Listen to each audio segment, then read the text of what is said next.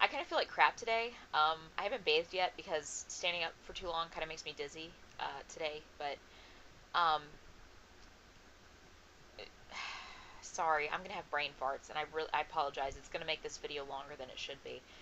I went to my Lyme doctor yesterday, and I got blood drawn, and it was unexpected. And I'm glad I ate before I went.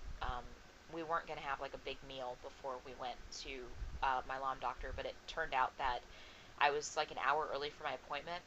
So we went to this great little cafe. It's called the Hollywood Cafe in Tunica. It's just this little out of the way place, and it's awesome. I recommend it highly.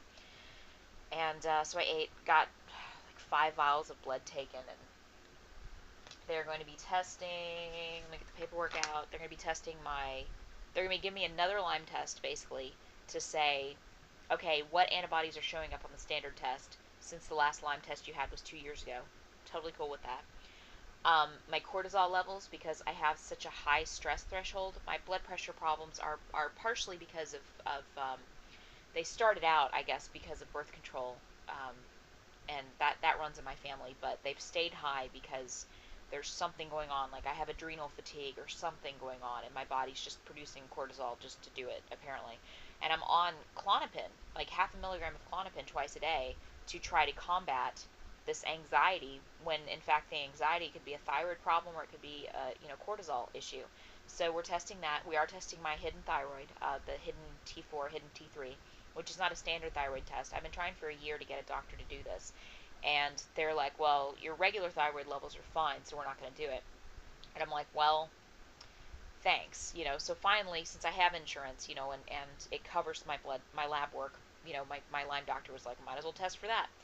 um, my vitamin D level, I'm not entirely sure about that. I'll have to look that up again to make sure what that's for. But he wants to test my vitamin D, and he wants to test my liver enzyme level, because apparently, I didn't know this, and I'm sorry, I'm gonna look really ridiculous for a second.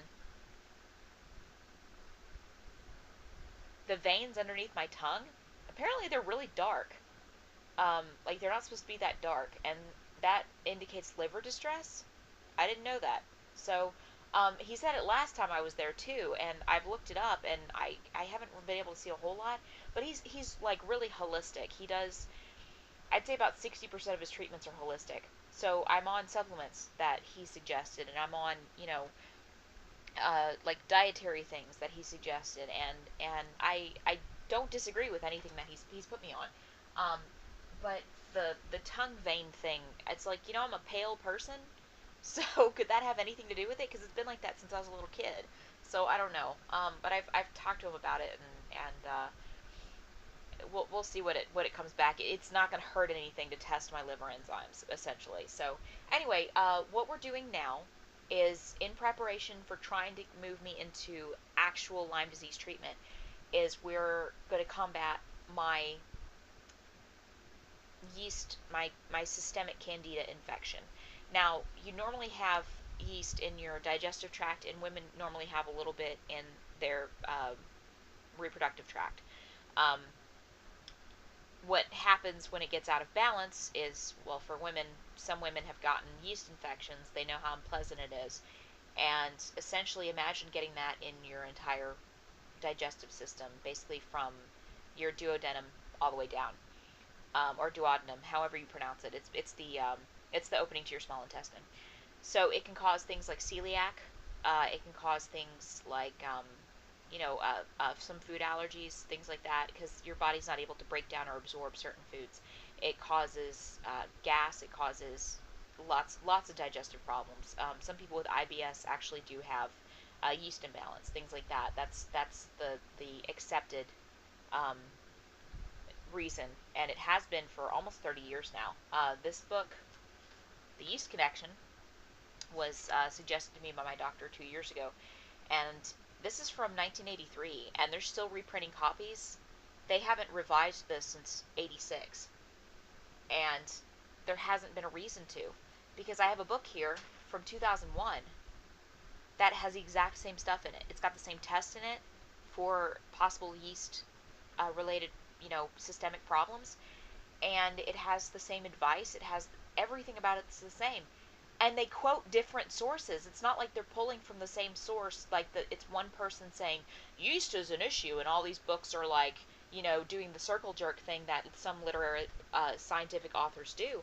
They're coming from different sources, and I thought, well, that's interesting, because I have a background in psychology and research and stuff, and so that's one thing that we were taught to look out for is when you're looking at research, are the authors citing each other? If they are, chances are good that this research is not well founded. You need to find other sources.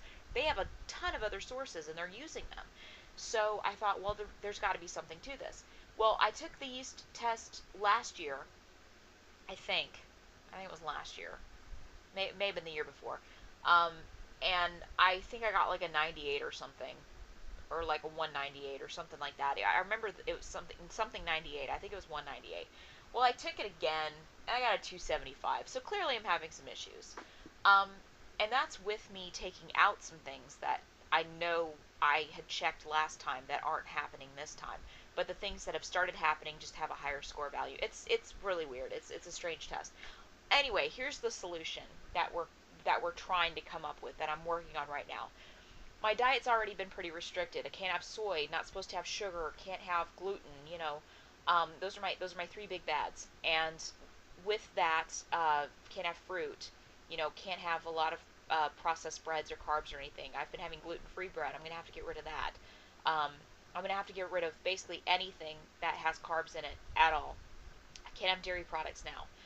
Basically, what I can eat is meat and vegetables. The vegetables that I cannot have are corn and potatoes, and green beans are on my iffy list. So green beans I can have on occasion. Corn I'm not supposed to have. That includes popcorn and any kind of permutation of corn. Um, and I can't have potatoes in any form. And that's just because they do have a high sugar and carb content. So that's that's how limited my diet is now. For breakfast this morning, I had eggs with little ham cubes in them. That was my breakfast. Um, and that's going to be my breakfast for at least the next month. So I'm also taking medications. This is diflucan. People see this advertised for people who have like toenail fungus. But it's an extremely strong antifungal, and that's why they give it for toenail fungus and external yeast infections, because it permeates your whole body basically. So I take this for 2 weeks. After 1 week of taking this, I switch. Well, I don't switch. I actually add on this giant bottle, nystatin, which is the anti-yeast medication I took 2 years ago, but I only took it for 2 weeks, I think. But I had to take 2 of these 3 times a day, and they look like ibuprofen, but like browner. They look like little poo pellets, honestly. Um, but I have to take 6 of those a day for 30 days. So for 5 weeks, I'm going to be on antifungals, and then May 1st, I go back in for a recheck, and we're going to talk about how I feel, which is probably going to be terrible, to be quite honest, because there's something that it's called the Herkimer reaction that happens when you take antibiotics. It happens when you take any medication that kills anything in your body, or sometimes it happens after you drink. You can have a Herkimer reaction, but they don't call it that. They call it other things. But what's basically happening is um, your body's dealing with a bunch of extra toxins, and it makes you feel like crap, and so your body's like, flush that crap out. Flush it, get rid of it, do what you have to do. But while it's there and while your body's working to flush it out, you're full of toxins, and so you feel terrible. It's the waste from the bad stuff that's already in your body, like bacterial waste, yeast waste, viral waste. Um, it's in your body. It's what I mean, because any living organism excretes waste. Your body is the one that has to excrete it, for them. It excretes it into your body. Your body excretes it. Well, that like doubles, triples, quadruples. It just suddenly turns into a torrent of excretion, and so your body has to get rid of it. While that's happening, you have muscle pain, you have fatigue, you have headaches, you have brain fog, um, you have digestive problems. Like basically, your whole body just goes into revolt because there's so many toxins present. But it's a necessary step for people who have severe infections, and that's where the saying "you're going to feel worse before you feel better" comes from. It's the Herkimer reaction. You have the flu, you take you take medications, and your body really starts to fight it. Well, what do you think your white blood cells do after they're finished fighting, like flu and stuff? They die, they excrete stuff. All that extra effort that your body's putting forth to to fight this infection causes extra waste that has to be excreted. When that waste is being excreted, you feel worse. And then you feel better because the infection's gone.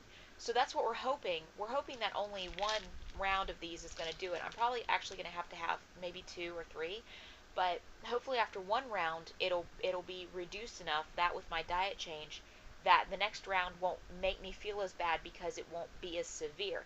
And then the next round, maybe I won't feel anything at all. And if that's the case, that means that the yeast has been conquered and we can move to next steps, which will hopefully involve antibiotic treatment for the Lyme. But I'm not entirely sure what other problems I have, like with the blood test for the cortisol levels and things, the T4. I might have to do some things with my thyroid first. There are other issues that I have to get out of the way before we can tackle the Lyme disease head on. If you want to see somebody who is going through Lyme disease treatment currently, the antibiotic treatment with all the supplements and everything, I'm going to link to her. She's Claire. She's the Lyme Warrior. There's a link right up here, and there's a link in the description. And go watch her. Watch her journey. She's got something like 70 videos up now, and it is well worth your time. They're 10 minutes each, so yeah, that's a bit much to watch in one sitting. But just go through and watch, her videos, like her IV treatment, how she feels, what it makes her feel. That's herxing. Every time she comes on the camera and is like, I feel like crap today, that's herxing. That's her body getting rid of the toxins. And she's had it for 10 years. She's had Lyme disease for 10 years. I've had it for 15. Like, we're gonna, we're gonna feel like crap because it's so prevalent in our bodies. But that's our step to getting better. So if anybody's like, I have Lyme disease and I'm getting this treatment and I'm really fighting for it, don't say they're attention seeking. Don't say that they're just doing it for attention, or or for approval from anybody or whatever. Don't call them a hypochondriac, because you know what? The process of treatment, it's really painful.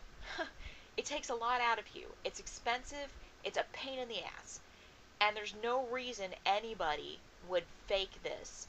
If you're faking it for attention, it's pretty easy to find out that you're faking it. This is a method.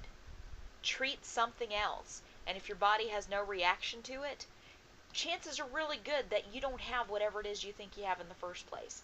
So that's what I was talking about. The Herkimer reaction is a really good indicator of whether what you're doing is working. If you don't show allergic reactions but you feel like crap, that's Herkimer. That's a good sign. That means your body is getting rid of toxins. So anyway, I'm going to stop that preachy part, because this is only almost 13 minutes long. But I just wanted to talk a little bit about what my current plan is with the Lyme and where I'm going and things like that, because it's been so long that I'm glad to be back on track. So I'll hopefully have more of these videos for you, and we'll see what happens. So in the meantime, watch Claire. Go see what she's doing, because she's in the thick of it, and she's got some really good perspectives and a lot of good information that I really think a lot of people would benefit from seeing and hearing. So I hope everybody has a good weekend, and I will be back with more when I feel better about other issues that I'm getting taken care of now, that actually do tie into the Lyme, but they're also separate issues. It's weird. It's complicated. So yeah, that's all I got to say, and I hope everybody has a good weekend, and thank you for watching, and I will see you later. Bye.